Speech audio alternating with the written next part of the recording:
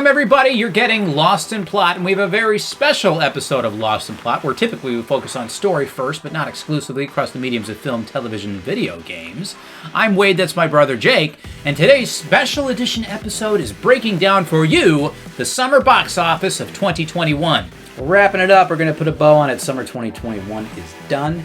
Now it's time to look back and see what we liked, what our favorites were, what was successful at the box office, what was successful critically, and find out what, if any, lessons we can take from it from summer 2021. So let's get started first and talk about summer box office. So here are your top 10 domestic grossing films at the box office this summer. See if there's any surprises here. We'll throw them up on the screen for you.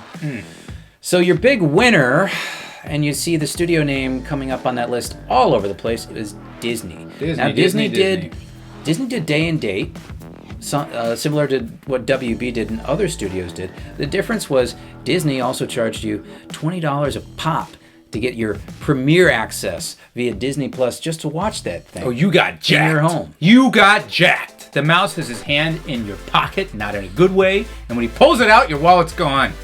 So there we go. Our big winner from the Marvelverse was Black Widow. Is right. Even if you're a Marvel fan, you had to admit that this was a disappointing No, everyone entry. was disappointed. We'll see that in a second when we get to the critical response to that. But even the audience score for Black Widow was pretty low. But look at the money. Agreed. Look at the money. What does the money tell you? It tells you what are we going to get? More Marvel movies from Disney. Unfortunately, and that's not it for the Marvel universe, because the big success came right at the end of the summer. Right at the end, Shang-Chi, the Marvel film from Disney, came out, and that did awesome. Big surprise. You know, that's up there fifth on the list, and it's probably had the shortest time release window-wise of any of these titles. A Marvel movie without the benefit of any of the big Marvel characters that everybody is well-versed in. So this was basically just loose association only. Like, it was Marvel in name only. Sure. And people came out in droves and paid money to see this movie. I'm sorry, I can't get excited for Marvel movies anymore. I'm just done. I was done when the Avengers wrapped up, and now every time a new Marvel movie comes out, I'm just like, oh god, can't do that one. I don't want to do that one. So I didn't see Shang-Chi. I don't think you saw that either. No, I didn't. We did watch Black Widow. Yep. But staying with the theme of Disney, look what else they got up there. Jungle Cruise is up there fourth at 107 million. This one I'm not so surprised at, because they were literally like, this is the quintessential summer type of movie, right? We're going to try to copy off Pirates of the Caribbean and Indiana Jones and give you a big sprawling And it was adventure. a family movie, despite being rated PG-13. Right. Families responded, and a lot of families went out and saw it. And a big part of that was, the name The Rock. Yeah, The Rock in this type of film. The Rock his face is all over this top 10, really the top 5, as is Emily Blunt, quite frankly. Yeah. So we skipped over, we're talking about Disney so much, we skipped over number 2, which was F9. We don't have to, you know what you're getting when you go see F9. There is a wide devoted fan base to that, and they came out to see it. But I'll tell you, they didn't like it based on the audience score. Uh-oh. That was another very low one, similar to Black Widow. Very low audience response, and of course critical score with massive big box office. So that's what you get. Now a little bit brighter when we look at number 3, because you enjoyed this one. That's right. I did Quiet very much Place like Part 2, the sequel from Paramount. Paramount jumps up there high on the list with this one. They gotta feel great about this. Now this did well critically. It did well with the audience score. And it made a boatload of cash, too. And this was May. This was early in the summer period. Yeah, it killed it. It's a sequel, and people were familiar with the IP, and the first movie was good and well received by audiences, so really no surprise. They delivered. I liked Quiet Place Part 2 better than the first one. Looks like the only horror movie that's up there. Not true. Look at number 9. Am I missing? Oh, Jesus Christ. The Conjuring 3 from Warner Brothers. And this just goes to my point. I talked about it in another video, and we were talking about name Malignant. brand. The Conjuring 3 should have been a much bigger success than what we're seeing on this list for 66 million. And I think had James Wan done that instead of going off to do Malignant, which did not do well. You can like it. You can like it. I'm sorry, James. It just didn't bring in the audience score or the money. Don't worry, we'll be back with Aquaman 2. All right, fine. So, and I gotta feel like if James Wan had come back and focused on The Conjuring 3 instead, given he's already done 2 Conjuring films, he wanted to do his other personal project, Malignant. That's okay, but probably would have been a better deal for Warner Brothers. They're also up on the list there with, oh God, Space Jam. Oh, come on. Space Jam. Wow. Space Jam at $67 million has to be considered a massive disappointment. Massive. Expand on that, because I like hearing how Space Jam is a disappointment. $67 million for that? I don't know the budget offhand. I know it easily over $100 million. I don't think it did that well streaming either. That's true. I mean, that's not enough to pay LeBron James' salary. No. That's not going to cut it. Bullshit. Not good. Let's talk about number 6. Free Guy. Another Disney title. Free Guy. Thoughts on that? An interesting movie. I went to saw it. It's easy to see why people liked it. Ryan Reynolds is the lead. He's likable. He does the same shtick in just about every single film. This one takes on gamer culture in a little bit less of a condescending and insulting manner, but still nonetheless is kind of an empty-headed movie for me. I didn't really particularly like the story. It was convoluted about these indie developers who created this game, and then it was bought out by this mega conglomerate corporation that stole their code and put it in their game, which is an MMO. And Ryan Reynolds plays this NPC in this MMO game, and he gradually comes to life. And it's just, it's too hard to explain. It's dumb. But audiences enjoyed it. They did. To the tune of a little bit shy of Shang-Chi up there. Oh, Shang-Chi beat you. But, yeah. I mean, you see the mouse on this list so many times. Yeah, Cruella coming up next. Good summer for Disney. Boss Baby comes in there at the very last, which I guess is an accomplishment itself, just to get families back out to the movie theater. The condition of things out there, still not great. But there we go. That's our box office. Any last thoughts before we switch over from the money to the audience reception? No, let's get right to it. See what audiences favored. Let's do it. So now we're moving on from the box office. Now, before we get into the audience scores here, tell me, was your favorite of the summer on that box office list? No.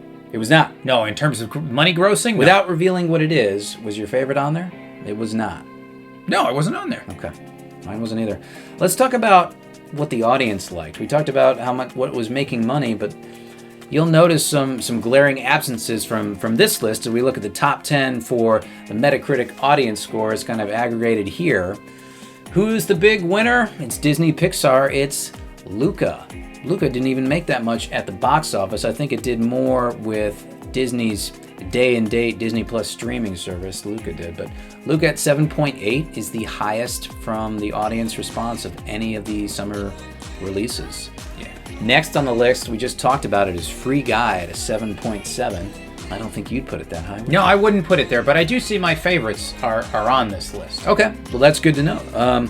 And then number 3, not only a big commercial success, Shang-Chi in the Marvelverse, also well liked by the audience, coming in at a 7.6. That's doing well on the list as well. And then A Quiet Place Part 2. I just mentioned how that was a success all the way around, made a bunch of money. People went out to see it. People liked it at 7.3. That's tying the Nicolas Cage independent film, Pig. What is Pig about? I don't know what Pig is. We might have to review Pig. That could be a good one. I'm probably going to... yeah. It seems like it. Force you to watch that. See some Nicolas Cage. It's been a while. Yeah. After that, we've got another Disney title, Cruella, up there. Pretty high for the audience score. It is 7.2. Both of us hated that. Yeah, we did not like Cruella. Good enough to get a sequel, though. And then tied with Cruella at a 7.2, Suicide Squad. Another one that we both like. Yeah, it makes me feel good to see the Suicide Squad on there. I think it deserves it. I put it at a 6. I think you did as well. I did, yeah. Okay. Number 8 on the list, Lin-Manuel Miranda's musical, In the Heights. First time we're mentioning this title, didn't come up anywhere on the box office, but at a 7.0, seems like the audience seemed to like that musical. Summer musical. Well, I mean, if you like your summer musical, you're getting it. And then 9 is the SpongeBob movie. It's another SpongeBob sequel, came in at 6.9. People like that. And they liked Godzilla vs. Kong, coming in at number 10 with a 6.8. Okay, fine. So my favorite movies of the summer are on here, all right? We look at Quiet Place 2 is one of my favorites. Luca, definitely one of my favorites. And Suicide Squad. I'd say those are probably my 3 favorite movies of the summer. Well, let's just go ahead and get into it then. What was number 1 on your list for your best film of the summer? I really liked Suicide Squad, but not quite as much as Luca. Luca, I think, is the favorite for me. Even more so than A Quiet Place Part 2, which I raved about, which is a very good movie. And you gave both Luca and A Quiet Place Part 2 sevens? I believe so, yeah. Sevens. Yeah, I think we're in agreement. There were only 2 films that came out this summer that I gave a 7 out of 10 to. One of them was The Green Knight, and the other one... Where's The Green Knight? It's not on the list! Yeah, how on about either that? list. Who would have thought? It's not there for audience score or for box office. Nor was it made to be, but that's all right. And the other one was my favorite of the summer, Luca. Disney Pixar's Luca. And we're not even too over the moon with Luca. We didn't think it was one of the best Pixar's ever done. Solid. But it was very good. And enjoyable. It was absolutely solid, and it was easily the best thing I think that I saw this summer out of most of these on the list. Now, granted, there are a few that I haven't seen. I didn't see Shang-Chi or Pig. We'll have to see if we can watch those, but... Now, there's a problem here that I'm going to point out. Is you remember the first list in terms of money grossers. There's a couple big money grossers that are conspicuously absent from audience likey list right here. Yeah, notoriously absent. Yeah. F9, probably the big one. Number 2 grosser for the summer? It's not on there. Some people want their money back. Let me tell you, you could reduce the Metacritic audience score going down to like a 6.0, and you still wouldn't see Black Widow or F9 make this list. Yep. They were that low. Now, what does that mean? Does it matter? Or, quite frankly, maybe they're bulletproof. No Maybe Jungle Cruise either. That's right. Maybe it says you can make a shit movie and still make a shit ton of money on it because you're selling the hype, man. Certain properties are bulletproof. Black Widow is going to make money whether it's a good movie or a bad movie. Same with F9. It doesn't matter. People are already bought in. You just got to put the title out there and release something for an hour, and you're going to get them in the seats, and you're going to get them to open their wallets and get that money from them. Well, for the summer of 2021, what's your number? Oh, God, an overall number for the summer That's right, for of the entire 2021? summer. Were you thrilled? Were you enthralled with the box office offerings for the summer of 2021? No. I'd give it a 4, maybe. Maybe a 5, probably a 4. This was a pretty bad summer in terms of the releases. We didn't get a whole lot of really solid ones. Nothing above a 7. Luca, and I think I only had two 7s, and that was Luca and The Green Knight, which I understand a lot of people are not going to like that one. And you had only 2 as well. You had Luca and what was your other 7? Quiet Place 2? A Quiet Place Part 2. I think I gave that a 6. Mm-hmm. So not a good summer. No, mine comes in as a 5 out of 10 for the summer as well. Nothing really hit it out of the park. No big entries that made the splash that we wanted them to. Maybe movie theaters. I give it a 4. 5 is too high in my book. All right, even with a 4. Hopefully next summer will be better. I don't know about that, but looking at the fall, I'm not seeing a whole lot. We've got another James Bond film. We've got a Halloween Kills sequel. We've got the Ghostbusters relaunch coming. We've got another Spider-Man coming. Oh, God. Yeah. Not a whole lot in terms of interesting new content coming out for the remainder of the year. Lots of safe stuff. But there is Dune. That could be a good one. Dune. HBO Max, the day and date release of Dune. That's getting some pretty okay buzz, I think. It's doing the festival circuits now. Guys, I October love 11th. summer movies. I love them very, very much. I always look back fondly at all my summer movie-going experiences. What was your best summer movie-going experience for 2021? Let us know in the comments down below. Guys, if you like this video, consider leaving us a thumbs. If you loved it, consider a subscription. Look for us on Twitter, and we're going to see you all on the next one.